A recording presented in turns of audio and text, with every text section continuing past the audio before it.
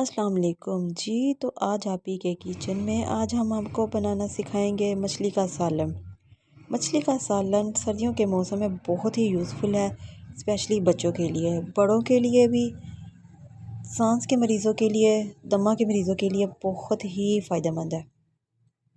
बिस्मिल्लाहिर्रहमानिर्रहीम। सबसे पहले हमने 1 कप घी लेना है। घी में हमने 2 चम्मच लहसुन का पेस्ट डालना है। लहसुन के पेस्ट को लाइट ब्राउन होने तक का फ्राई करेंगे। जैसे ही लाइट ब्राउन हो जाए, अब हम इसमें आधा चम्मच दड़ा मिर्च, आधा चम्मच लाल मिर्च पाउडर, नमक हमने कम रखना है क्योंकि मछली को नमक लगा होता है पहले, 2 चम्मच साबुत ज़ीरा, आधा चम्मच हल्दी पाउडर। अब इन तमाम मसालों को 2 से 3 मिनट के लिए फ्राई करेंगे घी में। उसके बाद हमने शामिल कर देना है मछली का पीस तकरीबन हमारे पास था किलो का, उसके छोटे पीस करवा लिए। अब मछली के पीस डाल देंगे।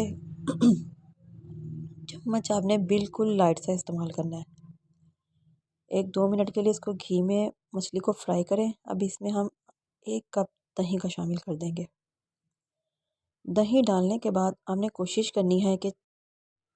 कोशिश करें कि चम्मच ज़्यादा ना लगाएं, ये तो पीस टूट जाते हैं। अगर आपको यकीन है पीस नहीं टूटेंगे तो फिर आप इसको चम्मच से ही। अब ये देखें, बिना चम्मच के मछली का पानी खुश्क हो चुका है।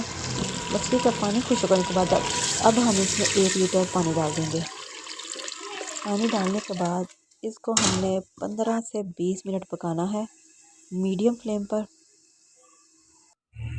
और ये देखें ज़रा, उबाल आने पर अच्छे से हमारा शोरबा तैयार हो चुका है।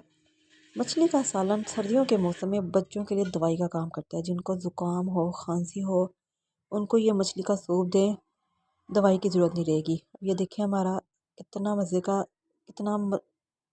का कलर तैयार हो गया है।